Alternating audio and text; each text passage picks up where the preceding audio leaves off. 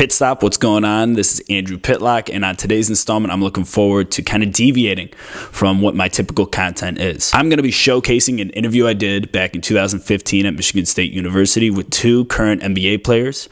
Bryn Forbes and Denzel Valentine were both absolute menaces at Michigan State University. They were very close childhood friends. They were wreaking havoc on all the youth sports programs throughout the area, and I thought that it was a interesting enough story to see them grow up in Lansing, then go to dominate at Michigan State University. Denzel Valentine was the AP Player of the Year, not just Big Ten Player of the Year, which he also won. I'm talking AP #1 player in the nation. Bryn Forbes has had a very successful beginning to his NBA career after having a fantastic 2 seasons at Michigan State University. Without further detail, let's get right into it. This is something I'm really proud of and something I was looking forward to showcasing on here and showing you guys. Used to wanna be a superhero, flying around with a cape, catching bad guys. I started off by asking these guys some questions that would have them reflecting on their childhood to kind of paint a picture of what their friendship was looking like as they were growing up. We'd see each other every day, whether it's basketball practice, football practice, whatever it was. We pretty much did everything together, went on vacations. We went to Miami, to Phoenix, up north. His mom took us on a lot of vacations. We was always pretty much with each other, since we've been a little kid. Bryn and Denzel have been playing basketball together for a very long time, and to see them reunited at Michigan State University was obviously a very cool factor in this story. But alongside that, I want to see what other organized sports these two were dominating at a young age. What other organized sports did you guys play together? Football. Football was big for us, when we were playing basketball, football season, and then other than that, it was always basketball. So. Okay. What positions did you guys play in football? He was a quarterback, I was a receiver. We played football together. We played basketball together ever since we've been little. My dad is a very big football fan, and he was involved in football coaching when we were younger. And he knows football, but not like that. He doesn't know the X's and O's, so he was pretty much just the hype man. And my uncle actually was the head coach, but my dad was as supportive as he could be, and he was out there, every Saturday morning getting us hype and ready to play. So it was fun having him on the sidelines for real. What is the biggest play you remember you two connecting on during your football careers? We had a lot of touchdowns between each other, so I don't know. Did you guys ever play high school ball together? Just freshman year, that was the last time, I played. I think he played his sophomore year too. What do you think was the biggest play you guys connected on? Probably in the championship game. I don't know if it was 6th or 5th grade. You were the quarterback, Yeah, correct? I was the quarterback, and he was the receiver. It was, he dove for it and caught the touchdown, and it was a key play in the game. But it was we had a lot of good plays though.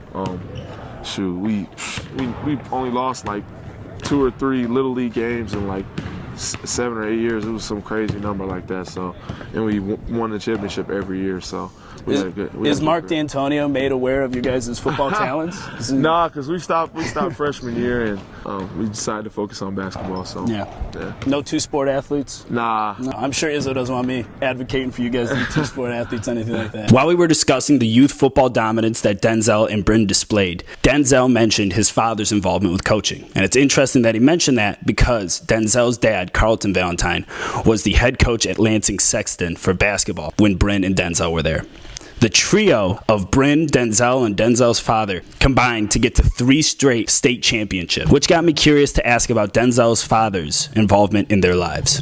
My dad, he led us to 2 state championships, and he was a great coach for us. He's given us our space, and he's done a great job of finding the balance between coaching us and playing the background role. Michigan State basketball's head coach Tom Izzo is notorious for bringing an intensity with him to everything that he does. So I was curious to ask these guys about some similarities they saw between Coach Izzo and Coach Valentine, because Coach Valentine obviously prepared these two very well to fit into Coach Izzo's system while together at Michigan State University. What type of coaching strategies do you see in Carlton Valentine that you also see in Coach Izzo? I'd probably say probably the way they just approach the game. It's an intensity every time we're on the floor. If we were working out, whatever we were doing, it was intense. And if it wasn't, he would make it intense. So I'd say that's probably the main thing that they have in common. They're both crazy. So if you see him coaching, he's out there, he's yelling, and hold his players accountable just like Coach Izzo. But at the end of the day, you know why he's doing it. The Valentine family is a basketball family. Outside of Denzel's father being his head coach, his brother, Drew Valentine, who is a few years older than him, actually just days prior to this interview, received an assistant coaching position at Oakland University. We're in a group chat. We talk every day. I mean, I've known Drew as long as I've known Denzel. He's like a brother to me, just like Zell is. And he's taught me a lot about the game, kind of like a mentor to me. So, I mean, he's close like family.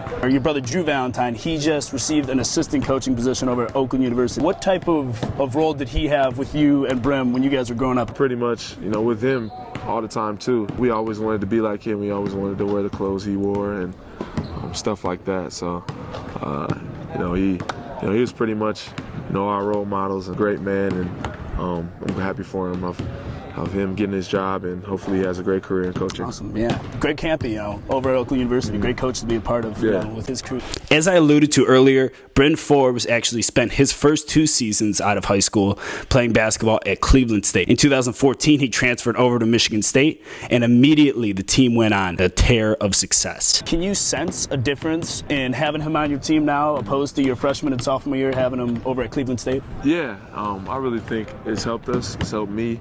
I'm more comfortable out there probably, with him being out there, and he knows how I play. He knows what to say to me to get me going, and I know what to say to him to get him going. We have a good feel for each other out there on the floor, and it's worked out pretty well. That about does it. I mean, that's pretty cool. I really, really am proud of that opportunity and how I composed myself. That was actually genuinely my first time being in front of a camera. I joined this group at Michigan State University called MSU&U. It's a student-run news organization, and they kind of gave me free reins to make a story out of anything I wanted. And for some reason, decided this was going to be a great place to start. When I first got to the facility, I didn't even know that I was going to be interviewing Bryn Forbes. I thought I was only going to be interviewing Denzel. Nervousness aside, all of that, Bryn and Denzel were super cool guys. I could tell that they enjoyed the fact that I was discussing their friendship because I could tell they really cared about one another a great deal. Just really blessed to be able to do this. It was really cool. But outside of that, hope you guys enjoyed this installment. I'm looking forward to doing more sports-based discussions rather than sports card exclusive discussions. So expect some of that. And you know the deal. Stay cool. You guys are the best. I appreciate you for watching. Leave a comment if you're interested in doing so. And until next time, this is Andrew Pitlock with the Pitstop. Say nothing that I don't know. Jumping out the womb wearing polo. Everybody wanna jump in, but I'm old school. Lone wolf, take them on solo. Yeah. I don't need nobody. I don't need to be nobody.